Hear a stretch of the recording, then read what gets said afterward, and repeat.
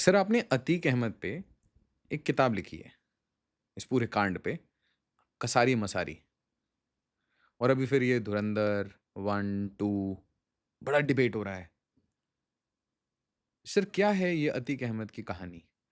क्यों इसे बार-बार पाकिस्तान के साथ लिंक किया जा रहा है? और क्या ऐसा कोई लिंकेज एक्ज़िस्ट करता है? आपकी पूरी स्टडी में, इन्वेस्टिगेशन में आपको क्या ऐसा कुछ मिला कि पाउडर का गेम, हथियार का गेम और वो इलीगल करेंसी का, क्या आपने ऐसी कोई मुझे आशीष एक चीज बताइए। धुरंधर देखी गई, धुरंधर 2 खासकर। और फिर एक सवाल आता है कि क्या अतीक के आईएसआई से संबंध थे? क्या अतीक के रिश्ते लश्कर तैयबा से थे? क्या अतीक हथियारों के सप्लाई का काम भी करता था? क्या ड्रग्स में भी था? क्या फेक करेंसी का भी काम करता था? ये सवाल जो आशीष मालवीय मुझसे पूछ रहे हैं, ये अब क्यों पूछ रहे हैं? इसलिए कि धुरंधर 2 आई है, उसमें अतीक अहमद के 2 सीन हैं। उसके बाद ये सवाल था, इससे पहले क्यों नहीं था? अगर आप याद करेंगे सर तो मैंने ये आपसे पूछा था कि हमारे जो ऑर्गेनाइज़्ड क्रिमिनल्स हैं, उनमें से उनके पास पाकिस्तान ऑर्डिनेंस फैक्ट्री की मार्किंग की AK-47 मिली है। ये मैंने आपसे लास्ट पॉडकास्ट में पूछा था। तो क्या ये कहानी मतलब अतीक अहमद पे भी चिपक रही है? 94-95 की बात है, या थोड़ा-सा उसके आसपास की बात है। कानपुर में हिंदू-मुसलमान दंगे बहुत होते थे, and that time I was with Dainik Jagran. उस समय दंगाई जो गोली चला रहे थे, जो हथियार बरामद हुए, तमंचे ही थे। लेकिन जो गोलियां थीं, उनमें कुछ गोली ऐसी थी, जो पाकिस्तान ऑर्डिनेंस फैक्ट्री की थी। 90s की बात कर रहा हूं। यानी हथियार फिर भी आता है, गोलियां फिर भी आती है। मेरा सवाल किसी आशीष मालवी से इस अंदाज में नहीं था। मेरे सवाल के कहने का मतलब था कि अगर आदित्य धर की फिल्म धुरंधर 2 के बाद यह सवाल मुसलसल खड़ा हो रहा है कि क्या अतीक के रिश्ते लश्कर तैयबा से थे, क्या वो आईएसआई का एजेंट था, क्या वो फेक करेंसी पाउडर का काम करता था, तब तक क्या कर रहा था मीडिया? मीडिया को यह रिपोर्ट क्यों नहीं मिली? इसके ऊपर वाले स्टेप पे आता हूं। किसी धूमनगंज थाने के सब इंस्पेक्टर को कभी क्यों नहीं पता चला? ये किसी चकिया के दरोगा को यह बात क्यों नहीं पता चली? किसी एलआईयू को कभी यह पता क्यों नहीं चला? इसकी खबर कानो कान क्यों नहीं लगी? Local intelligence unit. लोकल, उसके ऊपर आते हैं। कभी यह खबर इंटेलिजेंस ब्यूरो को क्यों नहीं लगी? आईबी को। रॉ ने कभी कोई ट्रेस आउट क्यों नहीं किया? आपको क्या लगता है कि आईएसआई से संपर्क करना कुछ इस अंदाज में होता है कि उनका एक कस्टमर केयर है कि कृपया आईएसआई से संपर्क के लिए 9 दबाएं, और आईएसआई से संपर्क हो गया आपका? आईएसआई से संपर्क के लिए यू नीड है span, you need a regular practice, regular knocking. Late 60s में अतीक पैदा हुआ, लेट 70s में उसने कसारी मसारी में पहला मर्डर किया। उसके बाद लेट 80s में वो पहली बार चांद बाबा, जिसका 10 साल तक ड्राइवर था, उसको मारकर वो पॉलिटिक्स में आया और विधायक बना। उसके बाद सोनेलाल पटेल अपना दल ने उसको अध्यक्ष बनाया और उसके टिकट पर अतीक लड़ा। 5 बार अतीक विधायक हुआ। समाजवादी पार्टी के टिकट से वो सांसद बना। उसके वोट से मनमोहन सिंह की यूपीए सरकार न्यूक्लियर डील, परमाणु संधि के दौरान बची। अतीक ने वोट दिया। तब तक नहीं था, किसी को यह खबर नहीं थी क्या कि उसके आईएसआई से संबंध है, रिश्ते लश्कर तैयबा से हैं, वो फेक करेंसी लाता था, नेपाल के रास्ते। वो पाउडर का भी काम करता था? क्यों नहीं था? तो let's start from late 70s। 5 बार विधायक, 1 बार सांसद। 2017 में भी चुनाव लड़ने के लिए शिवपाल यादव ने उनको टिकट दिया, अखिलेश यादव ने काटा।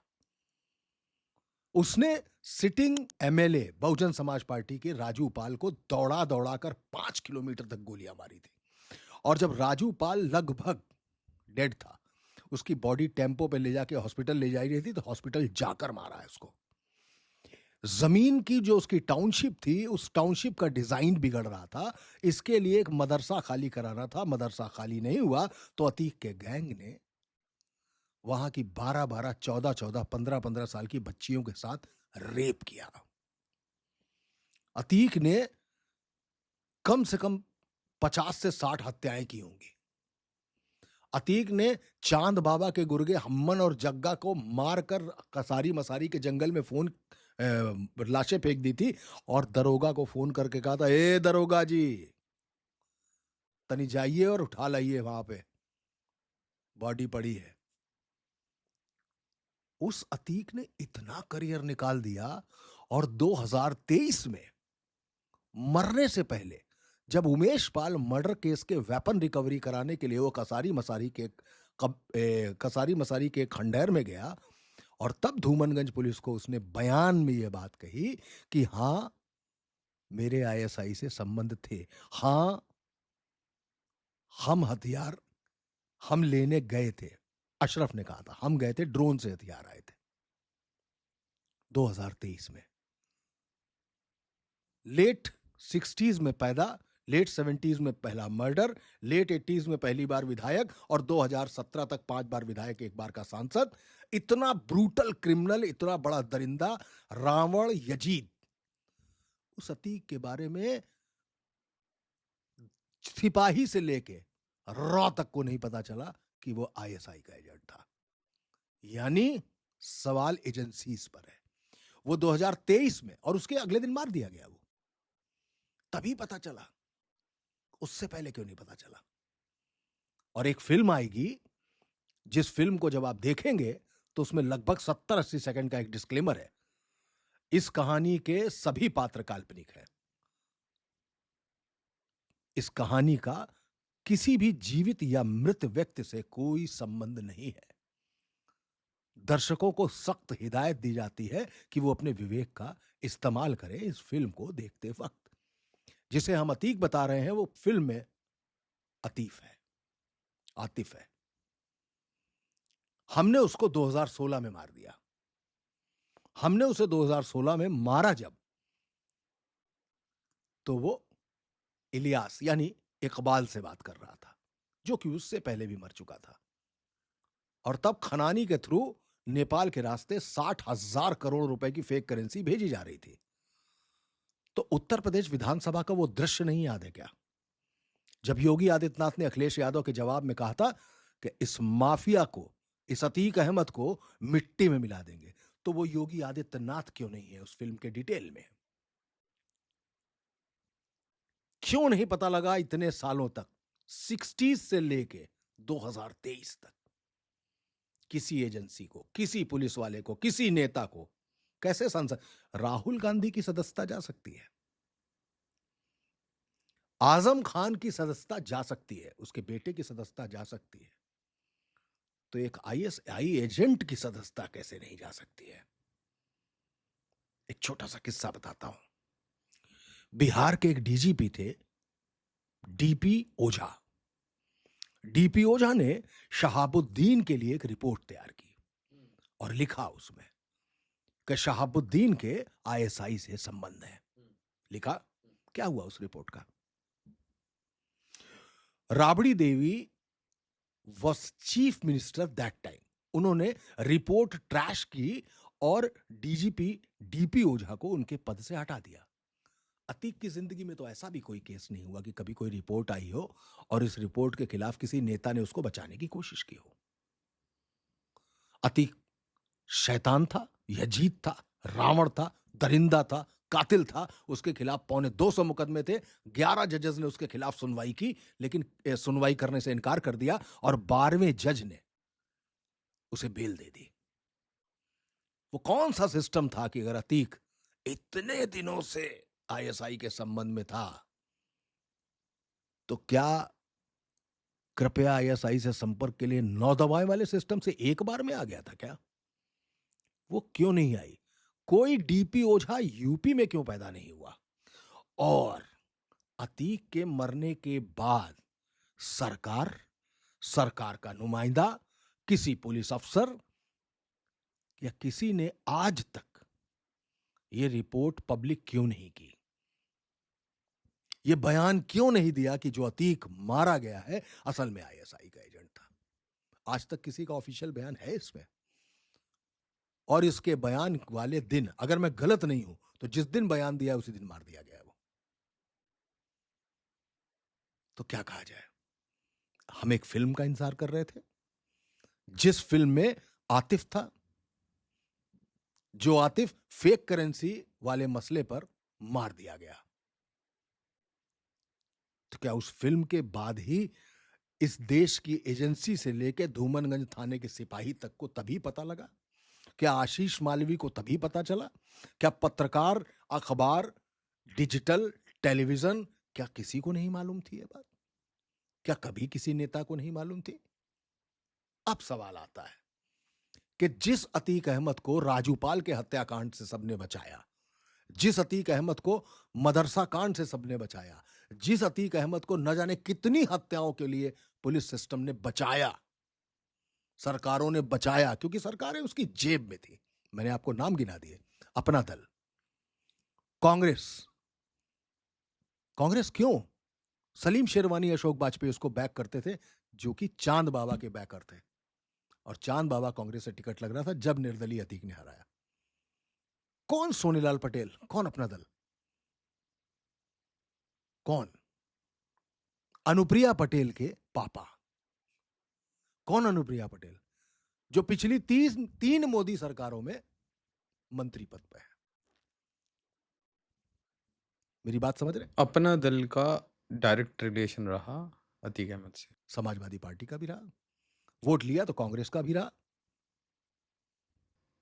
कांग्रेस का आपने बताया, आप समाजवादी पार्टी का? मुलायम सिंह ने उसको टिकट देके सांसद बनाया है। पब्लिक फोरम में एक बार दबाइए, Mulayam Singh shaking hand with Atiq's dog, photo आ जाएगी आपके सामने। वो अतीक के कुत्ते से हाथ मिला रहे हैं। लेकिन अखिलेश यादव ने पहली बार अपनी लेगेसी को किनारे करते हुए अतीक को मंच से धक्का देकर दूर किया।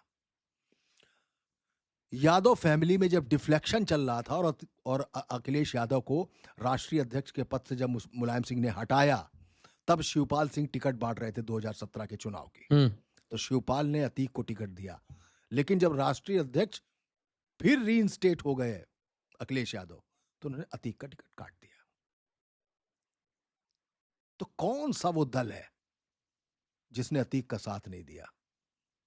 आज भी अपना दल की अनुप्रिया पटेल है तो भाजपा के साथ, बचती है बहुजन समाज पार्टी।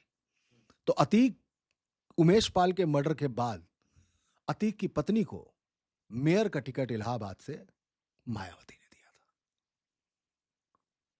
अब सवाल आता है कि क्या सारी सरकारें अतीक को बचा रही थी? हां, क्राइम में बचा रही थी। योगी सरकार ने नहीं बचने दिया, क्राइम से बचा रही थी। क्या रिलेशन है किसका? योगी आदित्यनाथ का और अतीक अहमद का? कोई रिलेशन नहीं। कैसा रिलेशन रहा? कोई रिलेशन नहीं। किस चीज का रिलेशन? योगी आदित्यनाथ का किसी माफिया से क्या रिलेशन? जैसे अखिलेश यादव ने धक्का देके अतीक को हटाया, अतीक का टिकट काटा, तो उसने जो रिलेशन, जो लेगेसी में उसको मिले थे, उसने खत्म किया ना। तो योगी आदित्यनाथ तो जब आए थे, जब उन्होंने गवर्नमेंट संभाली, तो आखिरकार माफियाओं का सफाया शुरू हुआ ना। ये डिबेटेबल है। एक सीन है धुरंधर में, इसलिए पूछ रहा हूँ कि थोड़ा धैर्य रखो, थोड़ा हौसला रखो। एक समय आएगा जब उत्तर प्रदेश में एक ऐसा मुख्यमंत्री आएगा जिसे देश की सुरक्षा के बारे में। कहां है मुख्यमंत्री? एलिमिनेट जिसके कार्यकाल में हुआ, जिस मुख्यमंत्री ने विधानसभा के अंदर खड़े होकर कहा था कि इस माफिया को मिट्टी में मिला देंगे, क्या वो एक सीन भी था क्या? क्यों नहीं था? क्यों नहीं था? और ये मसला तो 2017 का है, तभी तो बने योगी आदित्यनाथ, और अतीक तो 2023 में मरा है। तो योगी आदित्यनाथ क्यों नहीं थे? तो कभी हकीकत होगी, आधी हकीकत आधा फसाना। जहां मोदी थे वहां नॉन फिक्शन है, जहां नहीं थे वहां फिक्शन है। इसीलिए इस पर कहानी वो के वो डीजीपी थे जिनकी ऐसी प्रशांत कुमार, जी। हाँ वो मिस्टर कुमार थे, जिनको मिस्टर सान्याल यानी देखने में जो डोभाल लगते हैं उन्होंने आके कहा। और वो तो 2016 में जब काउंटर फिटिंग का मामला चल रहा था तब तो डीजीपी नहीं थे, वो तो रीसेंट टाइम्स में थे। रीसेंट टाइम के थे, अभी तो रिटायर हुए हैं। तो जब विक्रम सर के बाद ही आए थे। ना ना ना ना विक्रम सिंह बहुत पहले रिटायर हो चुके हैं। विक्रम सिंह के बाद बने ब्रिजलाल, ब्रिजलाल के बाद सुलखान सिंह आए हैं संभवतः, सुलखान सिंह के बाद ओपी सिंह आए हैं, हाँ, ओपी ओपी सिंह सिंह। के हाँ, हाँ। बाद ओपी सिंह के बाद एक हितेश बाज, ओपी हितेश, सिंह हरियाणा के नहीं थे? ओपी सिंह हरियाणा के नहीं नहीं नहीं, ओपी सिंह यूपी के ही थे, बेसिकली उत्तराखंड के रहने वाले हैं। ओपी सिंह आए, प्रशांत कुमार अभी अभी रिटायर हुए हैं, इसके बाद नए डीजीपी आए हैं, नए डीजीपी आए हैं। तो हमें फिर याद करना पड़ेगा इस सवाल और पिक्चर, जब पिक्चर ने टाइमलाइन नहीं मिलाई है, हम टाइमलाइन क्यों मिला रहे हैं? उसने कह तो दिया कि इस कहानी के सभी पात्र तो क्या नकली क्या हैं। इस पूरे अ, सान्याल साहब का अतीफ की कहानी में कोई इंटरफेरेंस है या नहीं है? मेरी स्टडी में मैंने अतीक के 52 दिनों की कहानी लिखी है, उमेश पाल मर्डर से लेके अतीक के मर्डर तक। हम्म। उन 52 दिनों की कॉन्स्पिरेसी लिखी है, हथियार कहां से आए, कैसे मैनेज हुआ मर्डर, कैसे 3 लड़के नकली पत्रकार बनाए गए और कैसे अतीक को एलिमिनेट किया गया। मेरी ये कहानी है। एलिमिनेशन वाली जो कहानी है उसमें उसमें आपका लास्ट डॉट क्या निकला? मेरा लास्ट डॉट है उसमें कि गुड्डू बम्बास जो है वो बांग्लादेश में, लास्ट डॉट क्या निकला? हाँ, इंटरेस्टिंग। इरफान खुर्जेवाला ये सबसे बड़ा वेपन सप्लायर है देश का। तो जो जिगैना पिस्टल आई है अतीक को मारने के लिए, वो टर्की मेड है, टर्की से बनी, अजरबैजान, ईरान, पाकिस्तान होती है, ड्रोन ड्रॉपिंग के जरिए पंजाब के गुरदासपुर के ऊंचा टकला गांव में उतरी। ये वेपन यहां से चलता है, उसको ट्रेनिंग होती है through Lawrence Bishnoi gang, Prince Tewatia के जरिए। फिर ये लड़के जितेंद्र गोगी के पास पहुंचते हैं, जो लॉरेंस बिश्नोई का बिल्कुल ब्लू आइड बॉय है, रोहिणी कोर्ट में मिलते हैं। रोहिणी कोर्ट में जब वो मिलते हैं तो हत्या होनी थी टिल्लू तेजपुरिया की। टिल्लू तेजपुरिया कौन? एंटी लॉरेंस बिश्नोई गैंग का वो बंदा जिसने प्रिंस तेवतिया को मारा था। वो भी तिहाड़ में बंद था, उसको पेशी पे आना था और मारा जाना था। टिल्लू तेजपुरिया पेशी में नहीं आया, लेकिन जितेंद्र गोगी उसी दिन पेशी पे आया था। 3 शूटर वकील के वेश में रोहिणी कोर्ट में गए और जितेंद्र गोगी को एलिमिनेट कर दिया गया। यहां से वो चेन ब्रेक हो गई कि ये जो लड़कों को हथियार देने थे और किसको मारना था, ये जितेंद्र गोगी ने ही बताया था। तो जितेंद्र गोगी को ये किसने बताया था, ये चीज चेन ब्रेक हो गई। 3 थ्योरीज है। एक, व्हाइट कॉलर्ड नेता, with in government, out of government, तमाम बिल्डर्स, दिल्ली से लेके लखनऊ तक, 5 से 7 हजार करोड़ का इन्वेस्टमेंट है अतीक के साथ। जब उमेश पाल का मर्डर हुआ और योगी आदित्यनाथ ने खड़े होकर ललकारा की इस माफिया को मिट्टी में मिला देंगे, इन बिल्डर्स के लिए वो भारी हो गया, इस कॉकस के लिए वो भारी हो गया। इस कॉकस ने इस मर्डर को मैनेज कर दिया। दूसरी थ्योरी, मिट्टी में मिला देंगे से मिट्टी में मिला दिया गया। तीसरी थ्योरी, विपक्ष ने मिट्टी में मिला दिए गए बयान को कैच किया, फ्रेम किया और सरकार को बदनाम करने के लिए उस कॉकस के साथ मिलकर अतीक को मरवा दिया। तो अंतिम सवाल केवल एक फंसता है कि जब ये लड़के गोली चला रहे थे, जिनके पास 9 या 90 रुपए नहीं थे, वो 9.5 लाख की पिस्टल से गोली चला रहे हैं, लेकिन पुलिस के हाथ होल्स्टर तक नहीं जा रहे थे। वो उत्तर प्रदेश जहां पर 3,500 से ज्यादा हाफ एनकाउंटर हो चुके हैं। हाफ एनकाउंटर समझते हैं? घुटने पे गोली मारना। लेकिन उन्होंने गोली चलाते इन 3 लड़कों के पैर में भी गोली नहीं मारी। फिर इन लड़कों ने हथियार फेंके, खुद सरेंडर किया, तब पुलिस ने इनको पकड़ा। तो पुलिस का रोल यहां से सवालिया निशान के घेरे में आता है। दोनों ही भाई अतीक और अशरफ एक हथकड़ी में बंधे थे, यानी बहुत सटीक सटीक कुछ इंफॉर्मेशन और प्लानिंग थी कि एक अतीक को गोली लगेगी, जैसे वो गिरेगा 100-150 किलो का है वो, जैसे गिरेगा अशरफ अपने आप गिर जाएगा और दोनों भाग ही नहीं पाएंगे और मारना आसान हो जाएगा। तो या तो सिस्टम इस्तेमाल कर लिया गया या सिस्टम ही इस पूरे मर्डर के पीछे था। यह है पूरी थ्योरी अतीक के मर्डर की। ये जो 60,000 करोड़ की बात हुई पिक्चर में, तो क्या ये पैसा मतलब दाऊद इब्राहिम, इलेक्शन में पैसा आना, इसके बारे में आपने क्या चर्चा सुनी है? तो मैं बताता हूं 97-98 की बात। That time I was with Hindustan times and I was the first reporter in India जिसने इस देश को यह बताया था कि 500 का नकली नोट छापा गया है। I was the first man. कैसे? मेरे पास रिजर्व बैंक की एक कॉन्फिडेंशियल करस्पॉन्डेंस हाथ लग गई थी। उसमें लिखा था कि क्वेटा और पेशावर में 500 का नकली नोट छापा जा रहा है। अब ये 500 का नकली नोट कौन सा था? जिस नोट को आप पकड़ेंगे तो उसके एक तरफ गांधी जी की फोटो छपी है और वाटरमार्क में, रोशनी में जब वाटरमार्क में आप देखते हैं तो अशोक की लाट दिखाई देती है। ये वाला डाय पाकिस्तान में डेवलप कर लिया गया था, उससे नोट छाप दिए गए। रिजर्व बैंक ने सीधे तौर पर कहा कि सारे बैंक्स में गांधी जी और अशोक की लाट वाला जो नोट आएगा वो जमा किया जाएगा, और अगर कोई निकालता है पैसा तो हम दूसरी सीरीज का नोट छाप रहे हैं जिसमें इधर भी गांधी जी है और उधर अशोक लाट की जगह भी गांधी जी है। ये सीरीज हम धीमे धीमे धीमे धीमे करके पूरे देश में 3 महीने के अंदर बांट देंगे। ये सारी सीरीज बदल गई, नई सीरीज 500 के नोट की आ गई। तब 1000 का नोट नहीं होता था। यहां से फेक करेंसी शुरू हुई। ठीक वैसे ही जैसे लिट्टे, सबसे ज्यादा पैसा मुजाहिदीन और लिट्टे को दिया जाता था फिल्मों की पायरेसी से। उस समय सीडी और डीवीडी का जमाना था। ड्रग्स,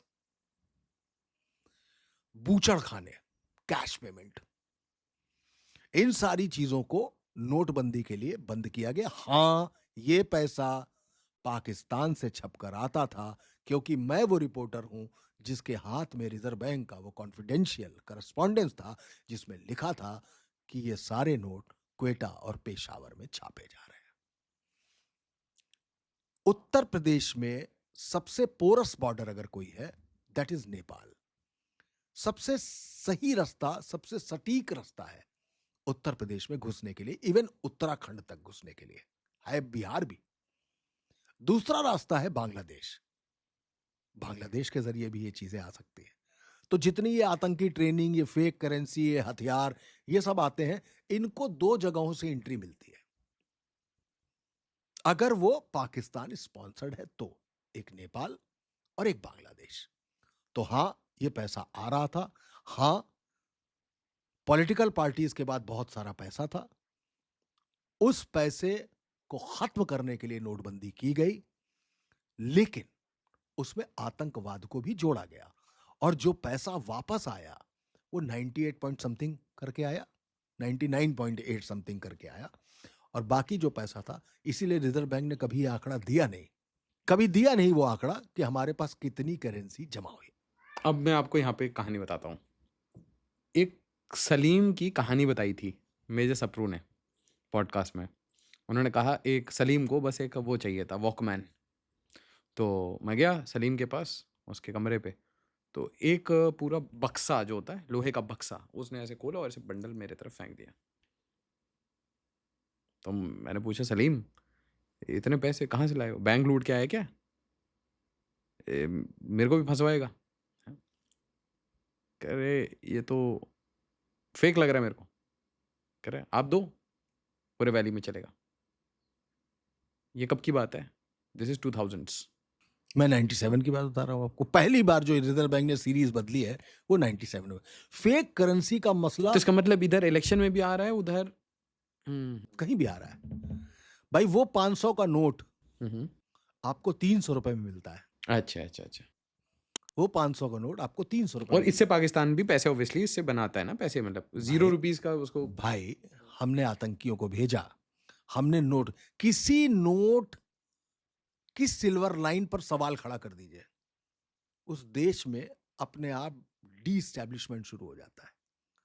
करेंसी पर से भरोसा उठ गया तो काम खत्म हो गया, और उस करेंसी से बहुत सारे काम हो जाते हैं। आतंकियों को बांट दिए, बांटो, खेलो, खत्म करो। एक समय प्लानिंग क्या थी, एक ऐसा वक्त आएगा जब सर्कुलेशन में सिर्फ नकली नोट होगा और असली और नकली पैरेलल चल रहा होगा, और जिनको हम ये पैसा दे रहे हैं, जैसे 5,000 रुपए के लिए, एक 5,000 की बात आ रहा हूं, अभी कुछ दिन पहले गाजियाबाद में ऑनलाइन भर्ती हुई आईएसआईएस में, 5,000 रुपए में क्या काम था उसका मालूम है? वो भीड़ भाड़ वाले स्थानों पर, चाहे वो मंदिर हो या कोई मॉल हो या कोई बाजार हो, वहां पे नॉन डीवीआर वाला सीसीटीवी लगा रहा था, जो सेल्फ ऑपरेटेड होते हैं, जिनकी फीड आती है लेकिन डीवीआर का कोई कनेक्शन नहीं है, वायरलेस होते हैं। क्यों लगा रहा था मालूम है आपको? ये उसको भी नहीं मालूम था। आप बाहर खंबे पे, अपने स्टूडियो के बाहर खंबे पे जाएंगे, बहुत सारे लोग केबल के तार ठीक करने आते हैं, जंक्शन बॉक्स ठीक करने आते हैं, सीसीटीवी लगा रहे होते हैं। आप कोई पूछते हैं सवाल उनसे? नहीं पूछते हैं। आपको लगता है रोजमर्रा का काम है ये। वो फीड सीधे पाकिस्तान जा रही थी, इस लेवल पर हो चुका है। तो किसी को 300 रुपए में 500 का नोट दोगे, उसको सीधे एक नोट में 200 रुपए का फायदा है, और इसके जरिए हम अपनी इकोनॉमी को खराब कर रहे हैं। और सारी चीज, सारा मकसद, आज की भी जियोपॉलिटिक्स को जिस तरीके से आप देख रहे हैं, जो युद्ध चल रहा है, सब कुछ चल रहा है, सारी बातें हो रही हैं, आखिर टिकती तो अंत में आके इकोनॉमी है। चाहे शेयर बाजार धड़ाम हो जाए, या गोल्ड और सिल्वर धड़ाम हो जाए, या हम आगे आने वाले दिनों में जो अफवाहें उड़ती हैं कि सिलेंडर खत्म हो रहे हैं, पेट्रोल डीजल खत्म हो रहा है, आदमी पैनिक हो जाता है। तो किसी के इकोनॉमी को में पैनिक पैदा कर दीजिए, उसलिए ये फेक करेंसी है। बटेगी, बांटी जाएगी, और नो डाउट चुनाव में पैसा बढ़ता है। चुनाव में पैसा कैसे बढ़ता है ये भी आपको बताऊं। चुनाव में पैसा ज्यादातर एम्बुलेंसेज में जाता है, नोट सप्लाई करने वाली जो बैंकों में जो पैसा जाता है, बैंक से उठा और करेंसी चेस्ट में गया, या एटीएम में पैसा भरने वाली जो एजेंसीज होती हैं, वो वाली गाड़ियां भी यूज होती हैं। पोस्ट एंड टेलीग्राफ की सरकारी गाड़ियां यूज होती हैं। सरकारी गाड़ियां इस्तेमाल की जाती, मे बी वो फेक गाड़ियां भी हो सकती हैं, ठीक है, उसको वैसा बना दिया। ये गाड़ियां जाती है और नोट बांटती हैं कि मान लीजिए एक्स पार्टी का हमें मालूम है कि ये वोटर जो है ये वाई को ही वोट देगा, तो एक्स पार्टी को जाके 2,000 रुपए दे दिए उसने। इसलिए नहीं, इसलिए नहीं कि तुम एक्स को वोट मत देना, इसलिए नहीं कि तुम वाई को वोट दो जाके, ना, तुम वोट ही नहीं दोगे, तुम घर से नहीं निकलोगे, और उसके उंगली पर स्याही लगा दी जाती है इस बात की तस्दीक के लिए कि तुम अगर निकले वोट डालने के लिए, तो तुम्हारी उंगली पे स्याही पहले होगी। ओ भाई, फिर समझाऊं कहानी। ये पैसा वोटर्स में बांटा जाता है। मनोज राजन त्रिपाठी है, मनोज राजन त्रिपाठी मान लीजिए भारतीय जनता पार्टी को वोट देते हैं, या मान लीजिए मैं कांग्रेस को वोट देता हूं, तो दोनों में से कोई एक पार्टी मेरे पास आएगी, मुझसे कहेगी 2,000 रुपए लो। इसलिए नहीं कि तुम जाके कांग्रेस को वोट दे दो, इसलिए नहीं कि तुम भारतीय जनता पार्टी को वोट नहीं देना, तुम इनको दो, चाहे इनको दो, चाहे इनको ना दो, चाहे इनको ना दो, तुम घर से नहीं निकलोगे, लाओ उंगली, यहां पे स्याही लगा देंगे, फिर आप निकलने लायक ही नहीं बचेंगे। 2,000 रुपया लीजिए, चुपचाप घर पे बैठिए। और इस तरीके से चुनाव में पैसा बंटता है। क्यों होता है ऐसा कि जैसे ही चुनाव शुरू होते हैं, तमाम दर्जनों गाड़ियां पकड़ी जाती हैं, जिसमें से कभी सीट के नीचे, कभी उसके जो 60,000 करोड़ बहुत बड़ा नंबर होता है, और इसमें आपने एक बूचर खाने की बात की। बूचर खाना थोड़ा समझाइएगा। बार-बार मैंने धुरंधर में देखा ये बूचर खाना, बूचर खाना। अतीक आतिफ का नहीं, बूचर अतीक कहते हैं। अतीक का बूचर खाने से कोई रिलेशन रहता था? ऐसा तो कहीं नहीं दिखा, तो ऐसा तो कहीं नहीं। अतीक का सबसे पहला धंधा रेलवे का था, रेलवे स्क्रैप का। बूचर खाने का कोई ऐसा था? इसके बाद वो जमीन का धंधा करने लगा, डायरेक्ट लैंड वगैरह की? डायरेक्ट लैंड का। अच्छा, और आपने एक और चीज़ इसमें बीच में बोली थी कि बहुत लोगों का पैसा लगा हुआ था अतीक पे। हाँ, लगा था। ये क्या था ये? आप चले जाइए नोएडा, दिल्ली, एनसीआर, लखनऊ, बड़ी बड़ी जगह चले जाइए, आपको बहुत सारे अपार्टमेंट्स, बंगलोज ऐसे मिलेंगे जिसमें केवल टेनेंट रहते होंगे, किराए या पे लगे या रहते, वो यूं भी खाली पड़े होंगे, अंडर कंस्ट्रक्शन। खाली पड़े होंगे। हाँ। ये किसी भी व्यक्ति की तीसरी या चौथी प्रॉपर्टी होती है, और इन्वेस्टमेंट होता है। और इन्वेस्टमेंट कौन सा होता है? ब्लैक मनी का। हुँ, हुँ। तो मेरे पास कैश रखा रहे, हुँ। इससे बेहतर है मैं किसी लैंड में या किसी फ्लैट में लगा दूं, वो किसी दिन तो कन्वर्ट होगा ना। हुँ, हुँ, हुँ, हुँ। तो हमने किसी तिजोरी में रखने की बजाय किसी कंक्रीट में इन्वेस्ट कर दिया उसको। ठीक है, इस तरीके से यही हाल बूचड़ खाने का भी है। तो एक होते हैं लीगल बूचड़ खाने, एक होते हैं इल्लीगल बूचड़ खाने। इल्लीगल से मतलब वो जिनके पास जानवरों को काटने का लाइसेंस नहीं होता है। एक बात, जब नहीं होता है तो यानी वो धंधा रजिस्टर्ड नहीं है। जब रजिस्टर्ड नहीं है तो जीएसटी नहीं है। जब जीएसटी नहीं है तो इनकम टैक्स भी नहीं है। जब इनकम टैक्स ने भी नहीं है तो इनकम कहां से है? कैसे इनकम है? कैश से।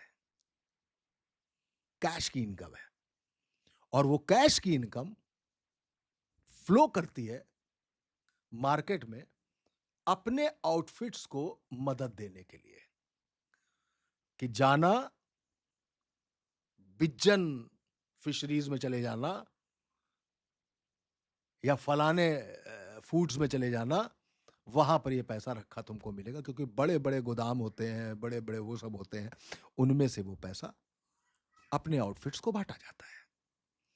तभी गौर कीजिएगा, मनोज सिन्हा उत्तर प्रदेश के मुख्यमंत्री बन रहे थे, वो बनारस में मंदिरों में मत्था टेकाए थे, अचानक योगी आदित्यनाथ का नाम आया।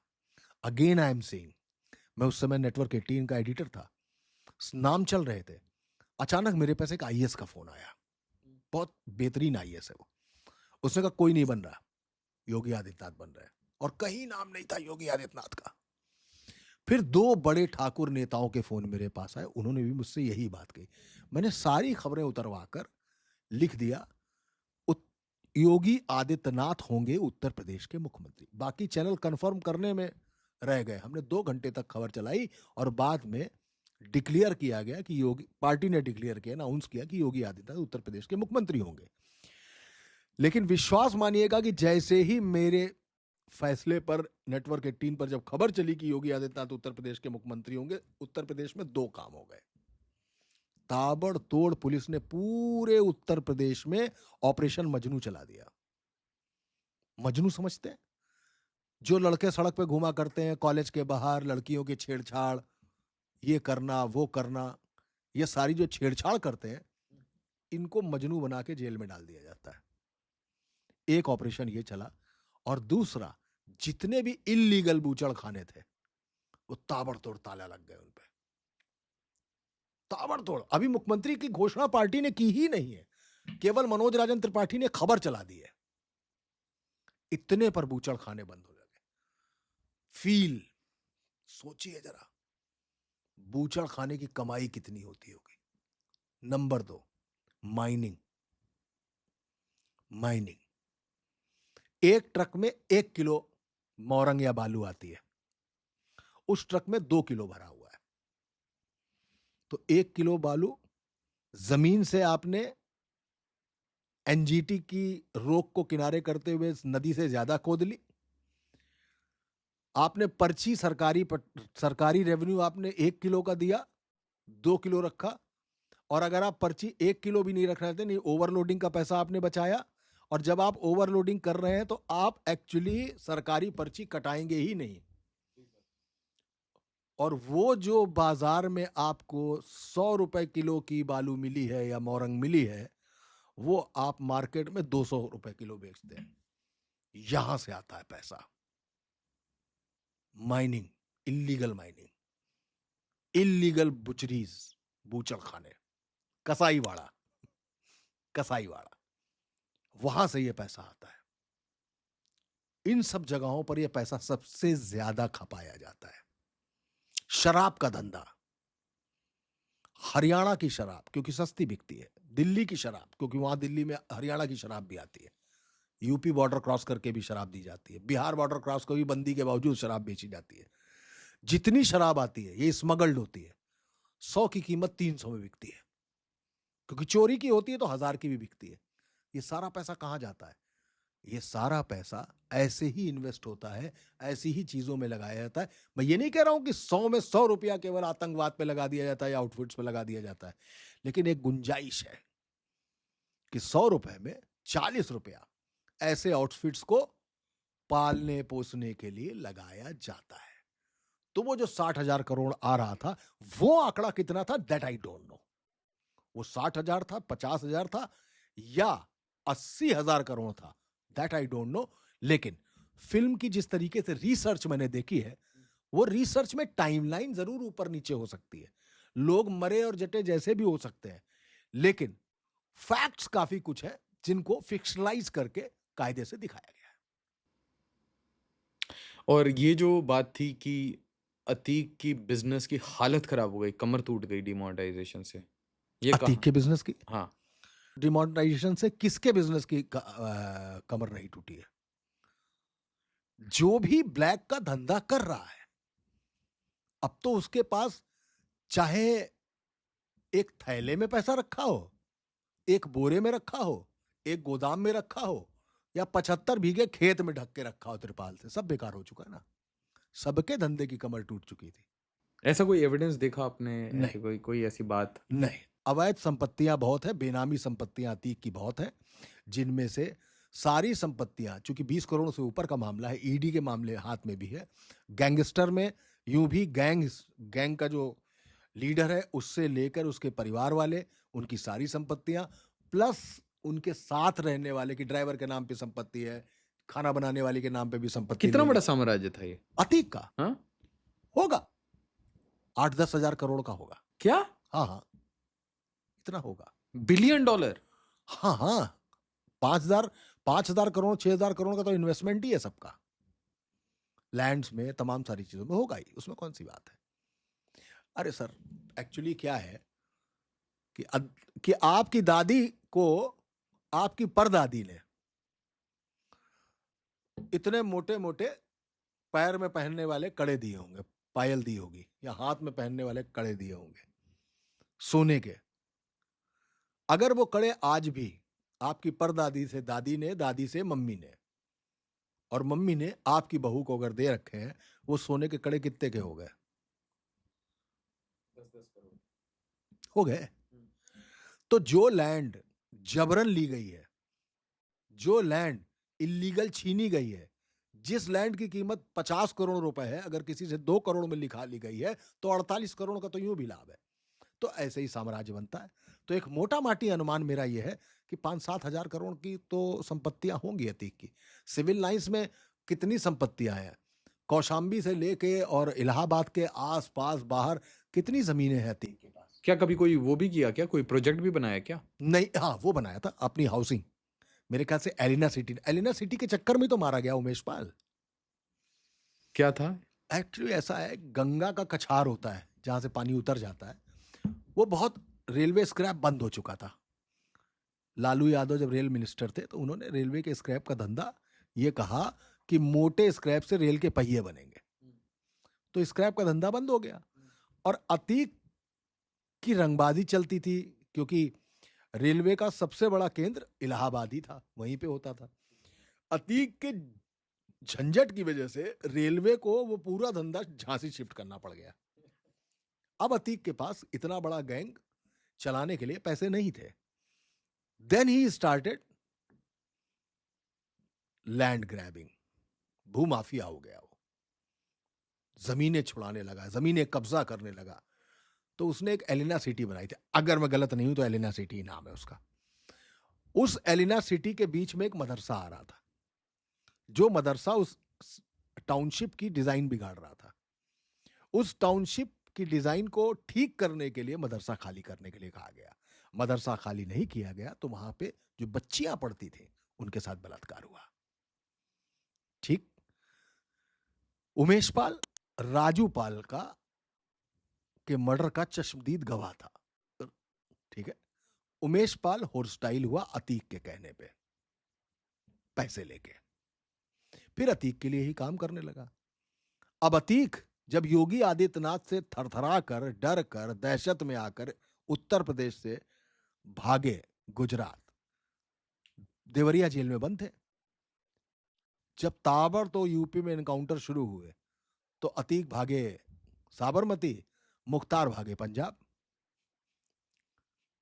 ठीक है, तब ये उमेश पाल जमीनें बेच तो रहा था, पर अतीक की फैमिली को पैसा नहीं दे रहा था। तो कई बार अतीक ने उसको डराया, धमकाया कि पैसा दे दो। तो उसने कहा एक शादी होने वाली, उसमें भाभी को पैसा दे देंगे। भाभी मतलब अतीक की बीवी शाइस्ता। उस शादी में जब वो गया उमेश पाल, तब तक भाजपा ज्वाइन कर ली थी उसने। वो रंगबाजी में आ गया, उसको लगा अतीक कभी बाहर नहीं आएगा। वहां जब पैसा मांगा तू मैं हो गए, उसने अतीक को गालियां देना शुरू कर दी। शाइस्ता ने यह बात जब अतीक को साबरमती जेल में फोन के जरिए बताई, अब अतीक आग बबूला हो गया। उसने कहा अरे कोई भी चलता फिरता लड़का लौंडा हमको कंटाप मार के कभी भी निकल लेगा इसका मतलब। तब उसने उमेश पाल का मर्डर प्लान किया। देखिए, मर्डर वो 2 मोटरसाइकिलों वालों के जरिए भी कर सकता था, 2 लोग आते मार के चले जाते उमेश पाल को, लेकिन उसने मर्डर को का ग्रेंजर प्लान किया। इतने लोग जाएंगे, गुड्डू मुस्लिम जाएगा, गुड्डू मुस्लिम, विजुअल देखिए, गुड्डू मुस्लिम यूं फेंक रहा है बम, किसी को मार नहीं रहा है, फेंक रहा है, धुआं धुआं धुआं धुआं कर रहा है। जानते क्यों? विजुअल दिखाने, टेरराइज कर दिया पूरा। विजुअल दिखाने के लिए अतीक इज बैक। और अतीक की आखिरी गलती थी, और फिर वो अतीक मारकर फेंक दिया गया। तो अभी तक इस पूरे साम्राज्य में आपको दाऊद का डॉट कहीं दिखा? दाऊद इब्राहिम कभी यूपी के पॉलिटिक्स में, इस यूपी के क्राइम, ये जो सिंडिकेट पूरा चल रहा था, इसमें कभी दाऊद इब्राहिम का कोई लिंकेज, आईएसआई का लिंकेज, पाकिस्तान का लिंकेज? ये लेयर जो है ना, बड़ा अनएक्सप्लोर्ड लेयर है कि इधर से दाऊद इब्राहिम, वो कराची, वो बढ़िया अपना व्हाइट हाउस में रहता है। हाँ, देखिए, यूपी से दाऊद का कनेक्शन कई बार देखा गया है। आजमगढ़ का एक इलाका है जहां कई इलाके, बम्भौर है, संजरपुर है, बम्भौर में वो बनते थे कंट्री मेड पिस्टल्स, बनती थी, कट्टे बनते थे। और संजरपुर से बहुत सारे लोगों का संबंध रहा है, दाऊद का भी और अबू सलेम का भी। मुंबई में जो ब्लास्ट हुए उसमें बहुत सारे ऐसे लोग थे जो आजमगढ़ से लेके रामपुर कई जगहों पे जुड़े हुए थे। यानी ये सब ISI through Dawood Ibrahim, Tiger Memon, इसके जरिए थे। मुंबई ब्लास्ट की बात कर रहा हूं। एक खानसामा था दाऊद इब्राहिम का जो बहराइच से पकड़ा गया था, जो खाना बनाता था, वो दाऊद इब्राहिम का यूपी से पकड़ा गया। तो बॉम्बे ब्लास्ट पकड़ लिया आपने। इसके बाद एक और बड़ी घटना हुई है, उसमें भी दाऊद का हिसाब किताब यहां रहा है। अंबेडकर नगर में जफर सुपारी वाला, और एक और है, मैं उसका नाम, उसके भाई का नाम भूल रहा हूं, वो भी उनकी भी अदावत थी, वो भी कहीं ना कहीं से इस कनेक्शन में थे। तो यूपी में हमेशा से कुछ ना कुछ संबंध रहा है। अगर आप गौर करेंगे तो यूपी की कोर्ट्स में लखनऊ, बनारस और फैजाबाद, लखनऊ, फैजाबाद और बनारस में जो सीरियल ब्लास्ट हुए कोर्ट्स में, वो कराए गए। बनारस में दशाश्वमेध घाट पर विस्फोट कराया गया। कानपुर में कई बार धमाके हुए हैं। ये सब थ्रू आईएसआई, और दाऊद का उसमें कहीं ना कहीं हाथ दिखाई दिया है। लेकिन फिल्म में जिस तरीके से दिखाया गया है, फिल्म की बात कर रहा हूं, कि दाऊद इब्राहिम ही सब कुछ ऑपरेट कर रहा है। आईएसआई भी ऑपरेट कर रहा है, करेंसी फेक वो भी वही ऑपरेट कर रहा है, कब कहां धमाका होना है, वो थोड़ा एग्जीगरेशन है। वो वो इम्पॉसिबल है। उसका रीजन है कि ISI will be the boss, और उसके ऊपर भी army chief is the always the boss.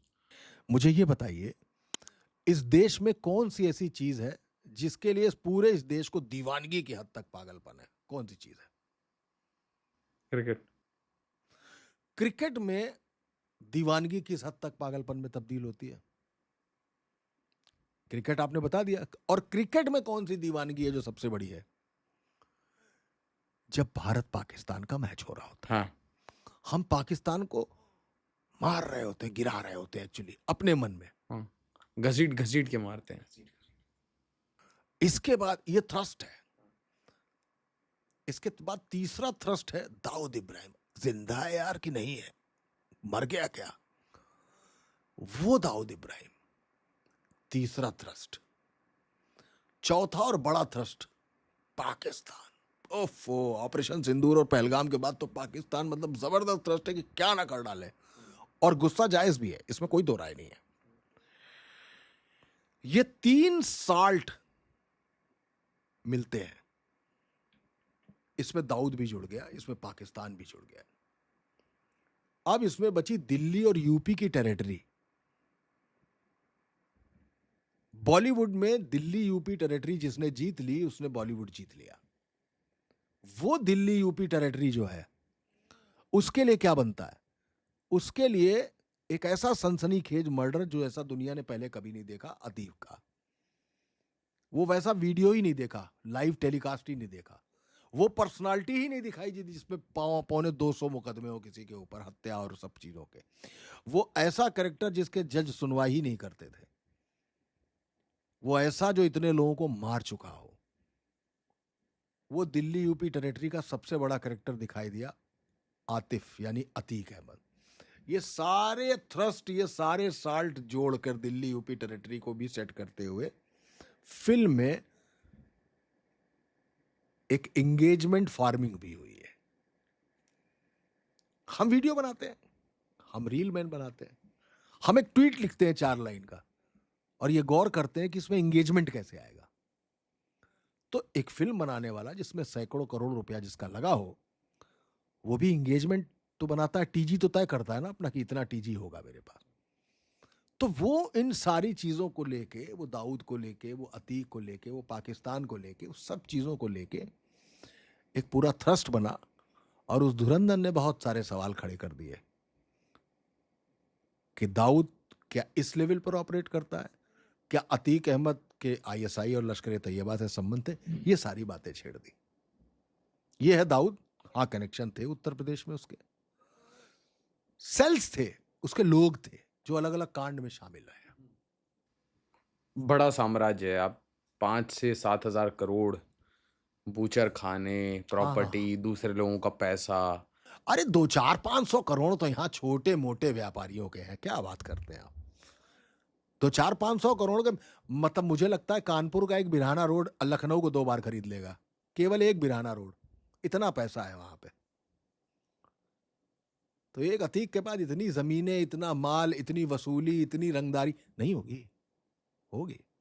और वो क्या करता होगा? पैसे गड्डी रख लेता होगा, अरे किसी शेयर में लगवाता होगा, किसी और जमीन खरीदता होगा, कहीं और सोने में लगाता होगा, चांदी में पैसा लगाता होगा, कुछ तो करता होगा ना।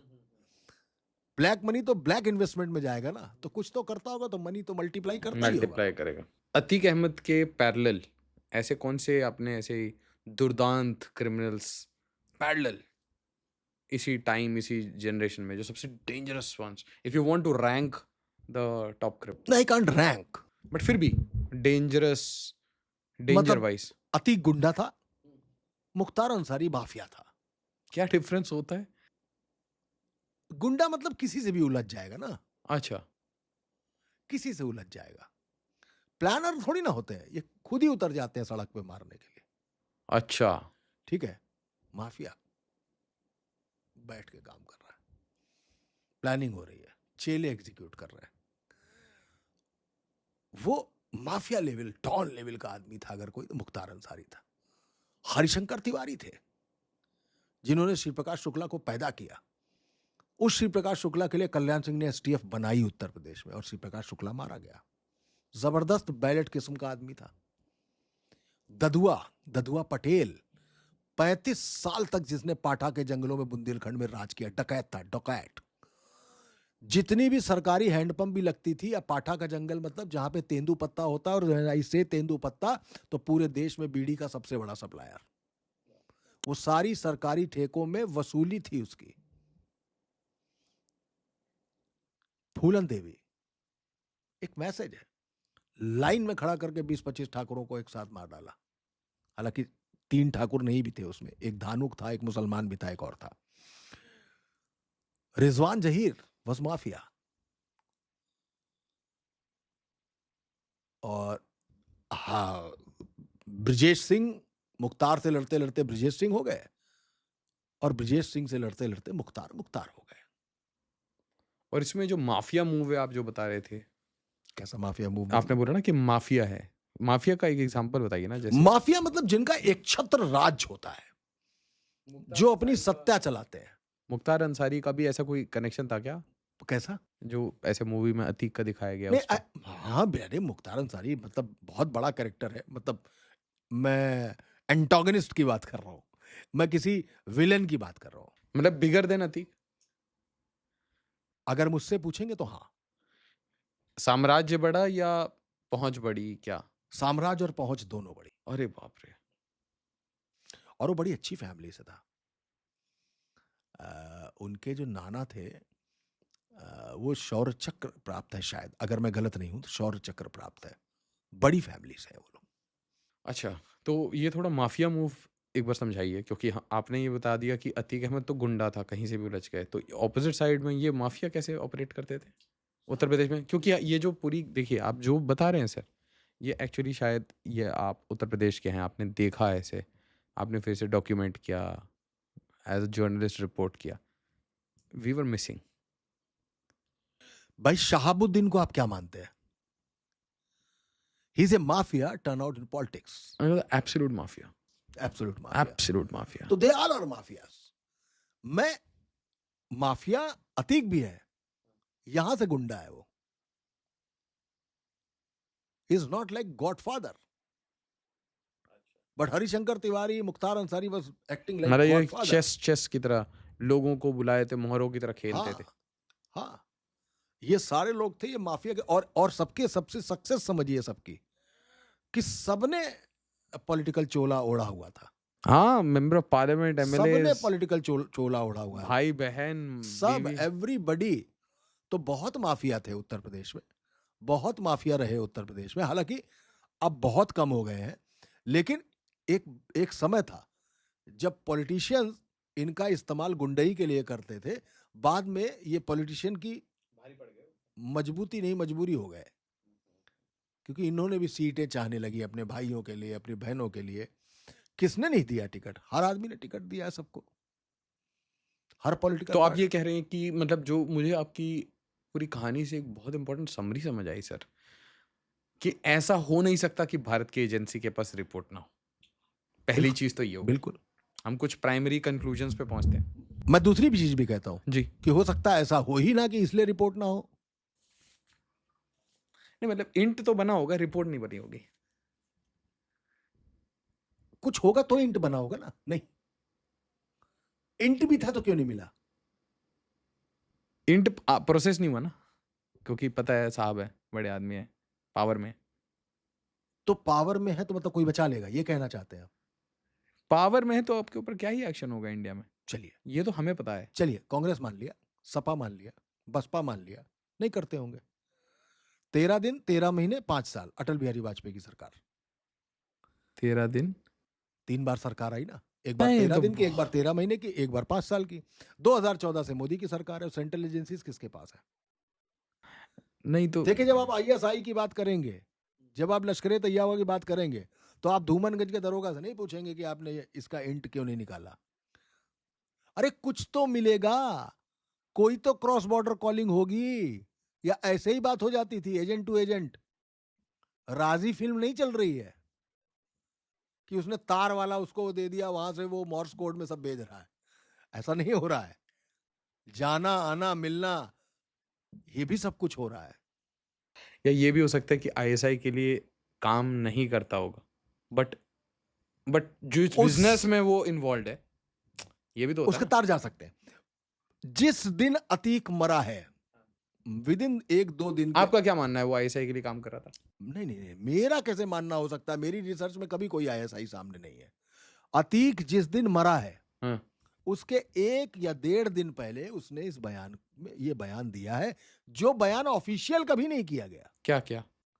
कि हाँ हम अशरफ ने कहा कि हाँ हमारे संबंध आईएसआई थे, हम वहां से हथियार मंगाते थे जो ड्रोन से गिरते थे, जो ड्रोन से इसके गिरा बाद गया। तो मरना तय हो। इसके बाद तो मरना था उसको, उसके बाद मर गया। मेरा सवाल ये नहीं है। पर ये स्टेटमेंट क्यों देगा अशरफ? पुलिस ने पूछताछ की थी, पुलिस की पूछताछ में बताया उसने, इज्जत। पुलिस की पूछताछ में बताया उसने, ठीक है। लेकिन नकली नोट उस पूछताछ में भी नहीं है। उसने ये बताया कि उमेश पाल को जो हमने मारा, हाँ हाँ, वो हथियार हमने पाकिस्तान से मंगाए थे। मंगाए थे। ये भाई, अतीक ने भी उमेश पाल को मारने के लिए पाकिस्तान से हथियार मंगाया, और अतीक को मारने के लिए भी पाकिस्तान से हथियार आया। नेपाल का कोई जिक्र? नहीं, दिलशाद मिर्जा थे, दिलशाद मिर्जा बेग, दिलशाद बेग, जो वहां के मंत्री भी रहे नेपाल के, अच्छा, आईएसआई के लिए काम करते थे, एक ऑपरेशन में मार दिए गए। ब्लास्ट हुई थी शायद उनकी गाड़ी, मुझे थोड़ा परफेक्टली याद नहीं है। और दूसरा परवेज टांडा, फेक करेंसी का काम नेपाल में बैठ कर करता है, वो भी एक ऑपरेशन में मारा गया था नेपाल में। नेपाल में नेपाल डेंजरस हो गया भाई साइकिल। नेपाल एक पैसेज है, रास्ता कंडुइट है पूरा। एक पैसेज है, जहां पे आप, मतलब अगर आप चाहें तो पाकिस्तानी प्लेन से उड़ेंगे, करेंसी आपको दे दी जाए, मान लीजिए करेंसी है, मान लीजिए वेपन है, आपको दे दिया गया, पास हो गया। भाई पाकिस्तान का ही जहाज है, पाकिस्तान की एजेंसी है, उसने हथियार भेज दिए जहाज में, नेपाल उतर गए। नेपाल से भारत रोज आना जाना होता है लोगों का, नमक लेने भी आते हैं। मतलब मैंने तो वो बॉर्डर देखे कि इतनी दूरी में, कि वो आप बैठे हैं बैठे, मैं भारत से बात कर रहा हूं और आप नेपाल से बात कर रहे हैं। मैंने अगर यहां से आपको फोन मिलाया तो रोमिंग लगता होगा, इंटरनेशनल कॉल लगती है। तो इतनी दूर बार बार आना जाना होता है, तो वो धीमे धीमे वेपन्स आते रहते हैं। और क्या ऑब्जर्व किया आपने पिक्चर में? आपने भी बहुत सारी चीजें ऑब्जर्व की होंगी। मैंने उसको एज ए एंटरटेनमेंट लिया। मैं इतना कह सकता हूं कि धुरंधर के बाद जो, चाहे धर्मेंद्र, रामानंद सागर ने धर्मेंद्र को लेके आंखें बनाई हो, या नागाइज थे, रविकांत नागाइज, उन्होंने मिथुन चक्रवर्ती को गन मास्टर G9 बनाया था, तब जासूस था। इसके बाद YRF की जवान पठान। स्पाई यूनिवर्स बनी, ओ भाई। जिसमें सलमान खान या शाहरुख खान या ऋतिक रोशन की फिल्में आई। बहुत जासूसी की फिल्में बहुत आती रही। राजी जैसी फिल्में भी बनी, राजी बहुत अच्छे। राजी भी बनी, स्पाई बनाया गया, उस वो एक इमोशनल स्टोरी। राजी बहुत अच्छी लगी मुझे बेबी अच्छी लगी, बेबी इज गुड।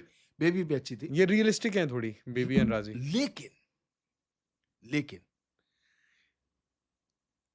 धुरंधर ने फिल्म मेकिंग से लेके स्पाई यूनिवर्स को रीबूट कर दिया है, रीस्टार्ट कर दिया है। नए तरीके से स्क्रिप्टिंग करनी होगी, नए तरीके से कैरेक्टर्स बनाने होंगे, रियलिस्टिक लेवल पर फिक्शनल लिबर्टी लेते हुए कहानियां लिखनी होंगी। वो जेम्स बॉन्ड गया जो चलता तोप पे था और धम से गोला छोड़ के फिर अपनी टाई की नॉट ठीक कर लेता था। वो समय चला गया। अब आप राजी देखेंगे तो आपको लगता है कि हाँ, थोड़ा रियलिटी है, हम्म। आसपास है।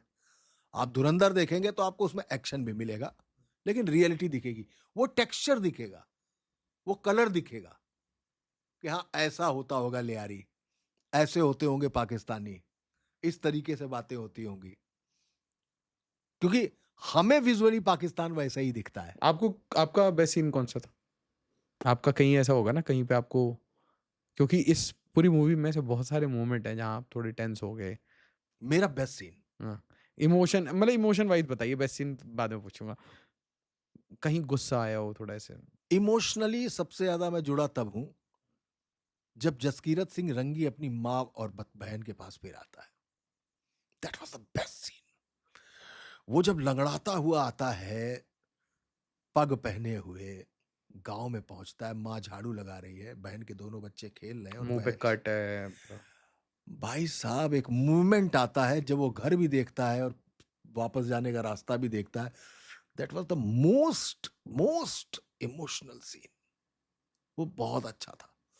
दूसरा, जसकीरत सिंह रंगी जब पंप हाउस में जाकर बहन को अपनी रेस्क्यू। किडनैप्ड बहन को जाकर देख के जिस तरीके से हाथ जोड़ के ऐसे रोना शुरू करता है, that was the best scene. वो बहुत अच्छा है। तीसरा, जब हमजा बिरयानी खा रहा होता है और उसकी आंख से आंसू गिर रहा होता है कि उसने कितने दिनों से कुछ अच्छा खाना नहीं खाया होगा, वो बहुत अच्छा था। मैं थ्रिल्ड हुआ अक्षय खन्ना को लेके। शानदार, रहमान डकैत, शानदार। अब आता हूं सेकंड पार्ट में। इस फिल्म का जो लब्बो लबाव है, इस फिल्म का जो जूस है, और उस जूस का एक अर्क है, ड्रॉप है। वो जब कहता है काफिरों का जल्लाद मेजर इकबाल, बस उसके बाद जैसे ही हाथ मारता है, ओफो भाई साहब, आग लगा देते हैं। आग। जिस्ट ऑफ द स्टोरी है, डरेंगे नहीं, डरेंगे, ठोकेंगे, घर में घुस के ठोकेंगे। ठोकेंगे। I think this is message to Pakistan also. Yes, yes. Don't mess around. बहुत, हर बात आके छेड़ो मत, छेड़ोगे तो छेड़ोगे तो छोड़ेंगे नहीं वाला जो मसला है ना, वो बहुत शानदार है। भारत शायद ये एक मैसेज दे रहा है कि नेवर फॉरगेट नेवर फॉरगिव वाले एटीट्यूड में आ चुका है भारत। मेरी एक किताब है, जो मेरी पहली किताब थी, उसका नाम था कोड काकोरी। वो 1924 की किताब है, जब वो 1924 की कहानी है, जब राम प्रसाद बिस्मिल, अशफाक उल्ला खां, चंद्रशेखर आज़ाद, इन लोगों ने योजना बनाई थी, हिंदुस्तान रिपब्लिकन पार्टी बनाई और 8 down Lucknow passenger, Lucknow Saharanpur passenger लूटी थी काकोरी में, और 10,000 रुपए का खजाना लूटा था, क्योंकि वो हथियार से लड़ने जा रहे थे अंग्रेजों से। मैंने 1924 की वो पूरी ट्रेन रॉबरी, या उसको बोलते हैं ट्रेन एक्शन, आजकल बोलते हैं ट्रेन एक्शन, काकोरी एक्शन, वो स्कॉटलैंड में वैसे ही अंग्रेजों के खिलाफ उनका पैसा लूटा गया था। उसी तर्ज पर 1924 में इन लोगों ने पैसा लूटा हथियार खरीदने के लिए। इसमें 124 लोग पूरे देश से पकड़े गए, 64 लोगों को काला पानी हुआ, 4 लोगों को फांसी हुई। अशफाक उल्ला खां, राम प्रसाद बिस्मिल, रोशन सिंह और राजेंद्र लाहिड़ी। इस पर मेरी कहानी है 1924 की जो है, बट मैंने उस कहानी को 2022 में सेट किया है। Everything is happening in a same manner. That same train is coming, 8 down Lucknow Saharanpur passenger. There is Ram Prasad Bismil, there is Ashfaq Ullah Khan, there is a Mauser of Chandrashekhar Azad numbered 15 MARZ, there is a Hindustan Republican Association. सब कुछ है, पर मेरी कहानी 2022 में set है, ली 1924 से है। उसमें गान उसमें गीत है जो बिस्मिल साहब ने लिखा, भगत साहब ने लिखा, सबने मिल के लिखा। सरफरोशी की तमन्ना अब हमारे दिल में है, देखना है जोर कितना बाजुए कातिल में है। मैंने उस गाने का एक शब्द तोड़ा, क्योंकि तब वो 1924 का था, अब 2022 की वो कहानी थी। मैंने उसमें एक शब्द तोड़ा, मैंने लिखा सरफरोशी की तमन्ना फिर हमारे दिल में है, देखते हैं जोर कितना बाजुए कातिल में है। समझ रहे हैं मेरी बात आप? वही बता रहा हूं कि वो जो था ना कि सरफरोशी की तमन्ना अब हमारे दिल में है, देखना है जोर, देखना नहीं है। तो धुरंधर देखने के बाद वो जो उसने हाथ मार के कहा है ना, काफिरों का जल्लाद मेजर इकबाल, तो मुझे वही याद आया कि सरफरोशी की तमन्ना फिर हमारे दिल में है, आ देखते हैं जोर कितना बाजुए कातिल में है। वो देखकर मुझे अपनी ही लिखी हुई किताब की वो लाइन याद आ गई, हार्डकोर। हार्डकोर। अब नहीं होगा, सरफरोश में हम शहीद हो जाएंगे जाके, मसला खत्म। तो कोई एडवाइस देना चाह रहे हैं आप कांग्रेस को? उनको भी थोड़ा हार्डकोर हो जाना चाहिए। कांग्रेस को हार्डकोर हो देना, take it as a film, motivate yourself as a film. हाँ नो, मैं वैसे नहीं बोल रहा। भारत की पॉलिटिक्स आपको नहीं लगता कि अब we can not be soft on Pakistan? क्या आपको लगता है? जैसे अभी कुछ ट्वीट्स वायरल नहीं हो रहे? पता नहीं क्यों बहाना बना के ट्वीट करते हैं। मैं किसी की बात नहीं कर रहा हूं, मैं किसी दल की बात नहीं कर रहा हूं। मुझे लगता है कि अगर इसको प्रोपोगेंडा कहते हैं तो मुझे लगता है इसको प्रोपोगेंडा नहीं कहना चाहिए। फिर हम फायर फिल्म पे भी बात करेंगे, फिर हम बताएंगे कि दो देवरानी और जिठानी थी जो जिनके पति उनको शारीरिक सुख नहीं देते हैं तो वो लिस्बियन हो जाती हैं, लेकिन उस लिस्बियन जेठानी का नाम होगा सीता और देवरानी का नाम होगा राधा। नहीं होगा ना? क्या वो एक प्रोपोगेंडा नहीं था? क्या इतनी शानदार वेब सीरीज थी पाताल लोक, उसमें एक बिच जो कुतिया थी उसी का नाम सावित्री रखना था आपको। तो आप छेड़ते हो ना यार। तो आप अगर क्रिएटिव लिबर्टी ले रहे हो, अभी वो देखा था आपने, वो पंडित क्या था एक, अभी एक अच्छा नेटफ्लिक्स वाला। घूसखोर पंडित। हाँ। नहीं तो घूसखोर पंडित पे बेवजह हल्ला है भाई। आप नहीं लिख सकते। आप कैसे लिख सकते हैं घूसखोर पंडित? अब मैं आपको बताता हूं क्यों मैं इसका विरोध क्यों कर रहा हूं। भाई मीरा नायर वाटर नाम की फिल्म बना रही थी, वो शूटिंग बनारस में नहीं होने दी गई। क्यों? वहां का जो विधवा आश्रम है, मीरा नायर उस विधवा आश्रम में यह बताने की कोशिश कर रही थी कि विधवाओं के साथ गलत हरकतें की जाती हैं, वहां पे विधवाओं का शोषण किया था, सारी ये दिखाने जा रही थी। नहीं करने दी गई शूटिंग।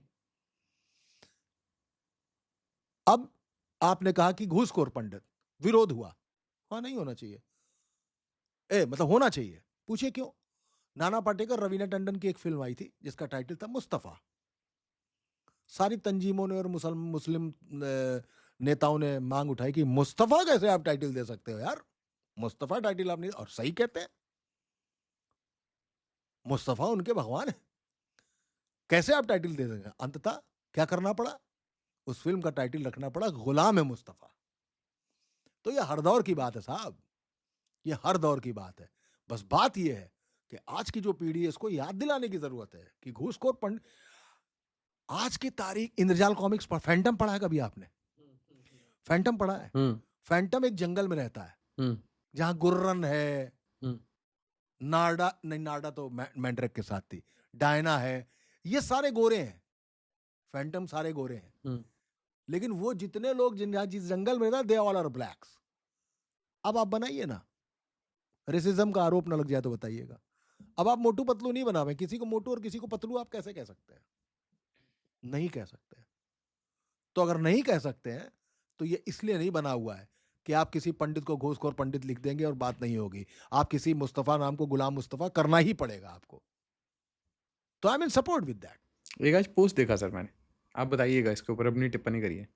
पर्टिकुलरली वो टीका लगा के टीकाधारी कोई, हाँ डेंजरस सा कोई एक हाँ, हमेशा है ना, जो दुराचार कर रहा हो। हाँ, दुराचार कर रहा हो। ठाकुर ठाकुर ठाकुर ही तो हमेशा लड़की बहू उठा ले। ठाकुर साहब ऐसा मूछे मूछे करके पता नहीं और जो लाला होगा वो इस केदर का लाला होगा, लाना यानी बनिया। आंखें खून आपका सारे किसानों की जमीन उसी के पास होगी, है ना? हाँ, सारे किसानों की जमीन उसी के पास होगी। हाँ, तो दिखाया गया है, इसमें कौन और मंदिर के सामने खड़े होके बढ़िया बढ़िया डायलॉग दिए जा रहे हैं दिए कि जाए। तेरे पास नहीं आऊंगा माँ, मैं नहीं आऊंगा। अरे भाई, वो प्रसाद नहीं खाते हैं मंदिर का, हाँ लेकिन 786 का बिल्ला उनको बचाता है ना। हाँ।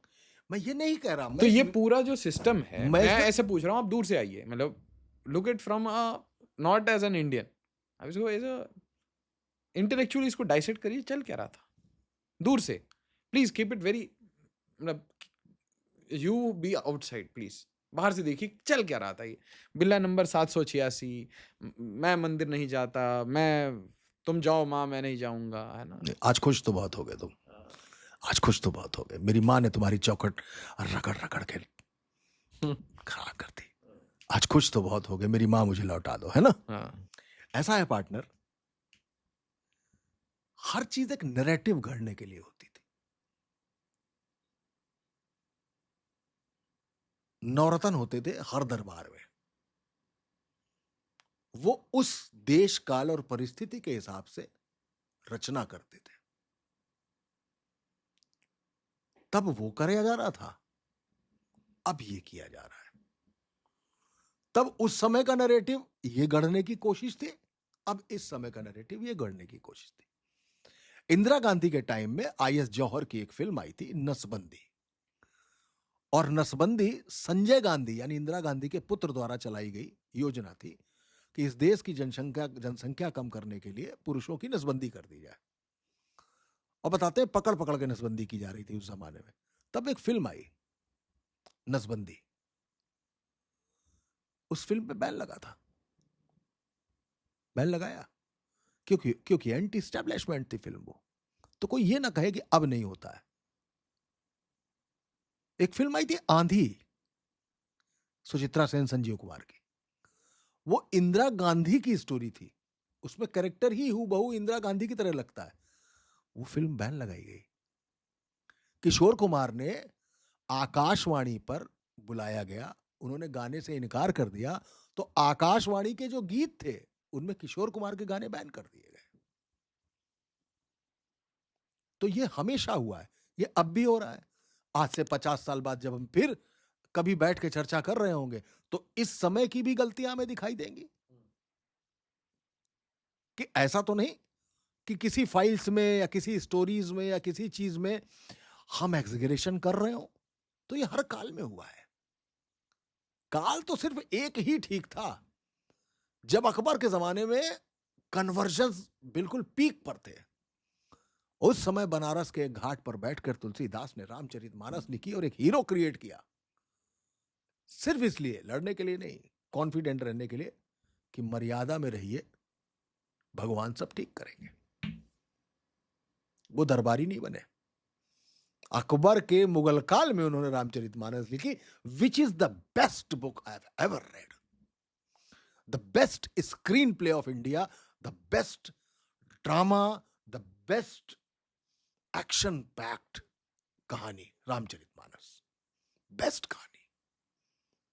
तो हर काल हर परिस्थिति में कुछ ना कुछ होता रहा। गौर कीजिए ना, एक समय था जब जियो पॉलिटिक्स का मसला, यानी आप कह दीजिए कि लोग अपने अपने लिए लड़ते थे, हमारा अमेरिका, हमारा भारत, हमारा चीन, फिर हम एशिया हुए, फिर हम यूरोप हुए, फिर हम सब कुछ होते चले गए, फिर ग्लोबलाइजेशन हुआ। तुम्हारे पास बादाम ज्यादा है, हमको बेच दो, हमारे पास हल्दी ज्यादा है, हम तुमको बेच देते हैं, हो गया। अब फिर लोग उसी में आ गए, मेरा क्या। समय फिर बदल गया है, तो ये समय फिर बदलेगा।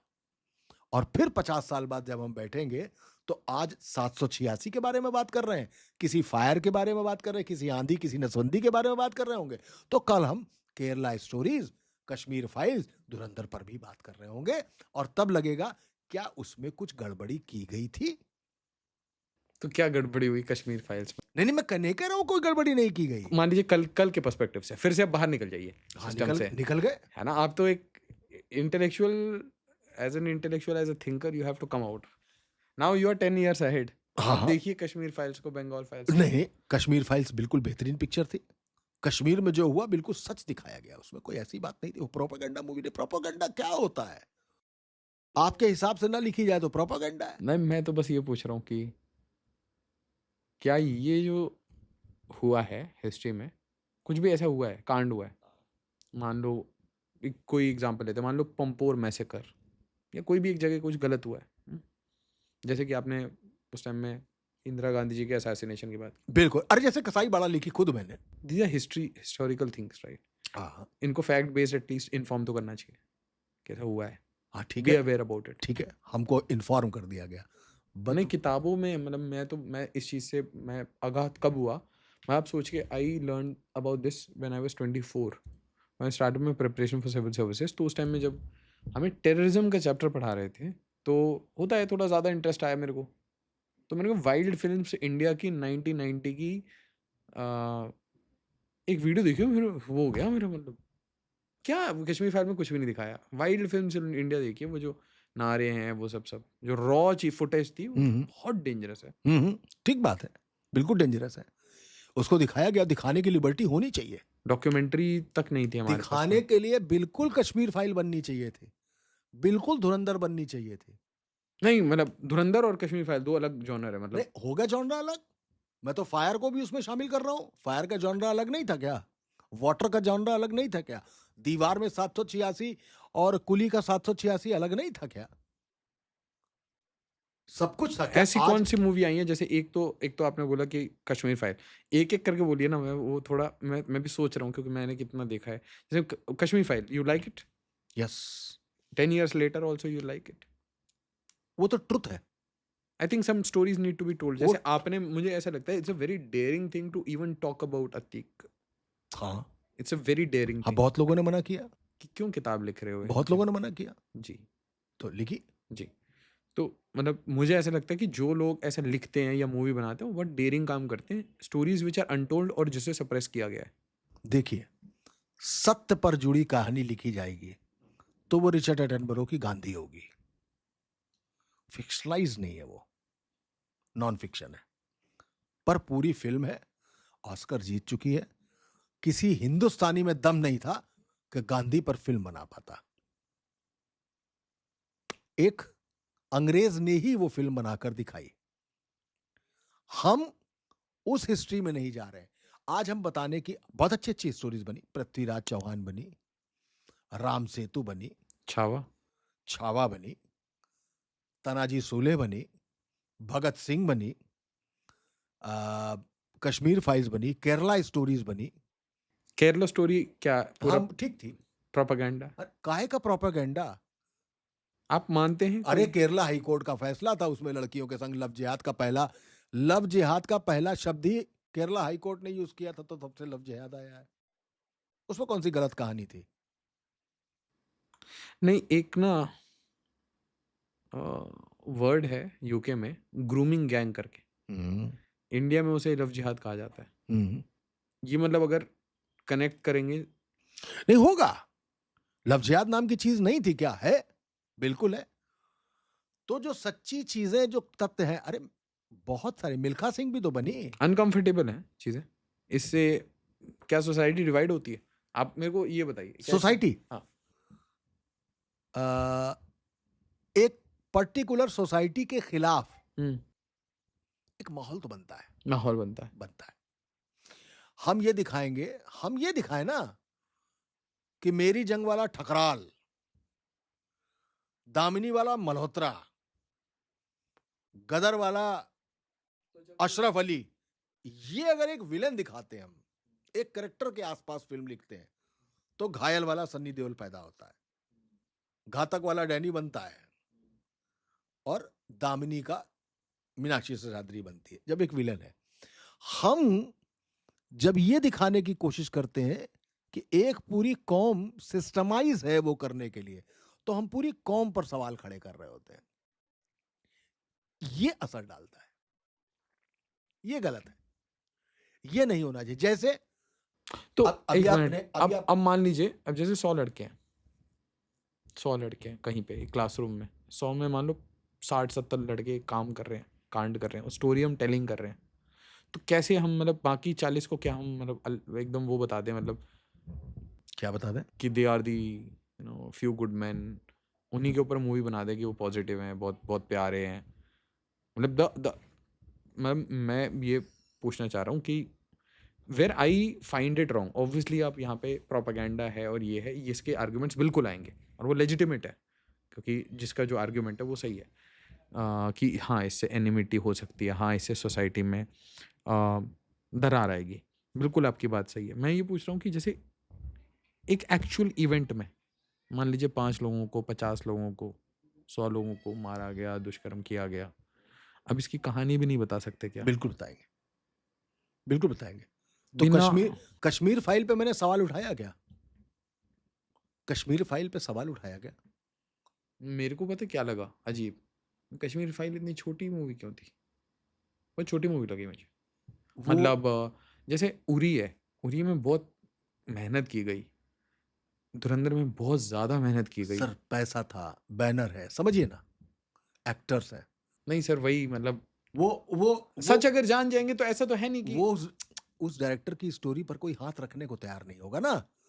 वो एक मिनट, बहुत प्रोफेशनली बात करते हैं। किसी भी हालत में विवेक अग्निहोत्री किसी भी आदित्य धर से छोटे हैं, सीनियर है जरूर, स्केल वाइज छोटे हैं। स्केल बहुत बड़ा है धुरंधर का। रणवीर सिंह काम कर रहा है उसमें, आप गौर तो करिए। अक्षय खन्ना काम कर रहा है, महादेवन काम कर रहा है, सब बड़े बड़े लोग काम कर रहे हैं। जियो उरी डिलीवर कर चुके हैं ना इन्होंने, वो बनाया था। उरी उरी नहीं, इन्होंने उरी डिलीवर किया और वो भी तो किया था 370, आर्टिकल 370। आर्टिकल 370 और एक बहुत अच्छी सीरीज है, वो क्या नाम है, बारामूला। हाँ बारामूला सीरीज नहीं है, ओरिजिनल वेब मूवी है। देखिए बारामूला आपने? नहीं, मैंने नहीं देखा। जरूर देखिएगा, जरूर देखिएगा। ठीक कश्मीरी पंडितों की फिल्म है, देखिएगा। ओके। और आपको मजा ना आए पैसे वापस। अच्छा, नहीं मैंने उसका ट्रेलर देखा, उसके बाद मैंने नहीं देखा, बड़ा ग्लूमी लग रहा था। हाँ है वो, हाँ ग्लूमी। जैसे ही शुरू होता ना वैसा मेरे नहीं नहीं, को, वो है ग्लूमी है, इसमें कोई राय नहीं। क्योंकि अगर ऐसी मैं कोई चीज़ देखता हूँ तो ये 3-4 दिन तक असर रखती है, मतलब आप समझ रहे हैं, दिल भारी करके रखता है आपको। धुरंधर में जैसे वो वाला सीन था ना, वो इंस्टेंट रिप्लाई आजकल चाहिए भैया। अब वो मैं आपको बताऊं, एक डार्कनेस के ऊपर बोलता हूँ सर, पता नहीं, आई एम जस्ट शेयरिंग, आप मुझे बताइएगा, कभी ऐसी कोई डार्क चीज़ होती है जैसे कि कश्मीर फाइल्स देख के बहुत भर जाता है दिल, ऐसा नहीं होता कोई रिएक्शन आ रहा है, कुछ नहीं, कुछ नहीं हो रहा, मतलब just you feel a little dead, ये क्या चल रहा है, क्या हुआ है? जिनको मालूम नहीं है ना, जिनको मालूम नहीं है उनके लिए भारी हो जाता है। जिनको मालूम है वो वजन ढो के पहले से चल रहे हैं, वो उनका न्यू नॉर्मल है। जैसे मुझे सब कुछ मालूम था, मुझे सब कुछ मालूम है उस बारे में। मुझे धुरंधर जैसी एक स्टोरी मैं लिख ही रहा हूं, रिसर्च मेरा जारी है। मतलब धुरंधर जैसी का मतलब पाकिस्तान पे की स्टोरी है पूरी, काम कर रहा हूं उस पर, होगा, देखा जाएगा अच्छा क्या होगा। सान्याल साहब, कैसे लगे आपको? बहुत अच्छे, हाँ। बहुत अच्छे, बहुत शानदार। मुझे तो लगता है कि वो जो कैरेक्टर है उसमें 3 कैरेक्टर, रविंद्र कौशिक भी हैं और दूसरा वो मेजर मोहित शर्मा भी मोहित है। शर्मा हाँ, और खुद अजय डोभाल, सब मिक्स करके सब डाला हुआ मिक्स है। करके एक कैरेक्टर बना है। Thank you so much sir. Thank you Ashish भाई।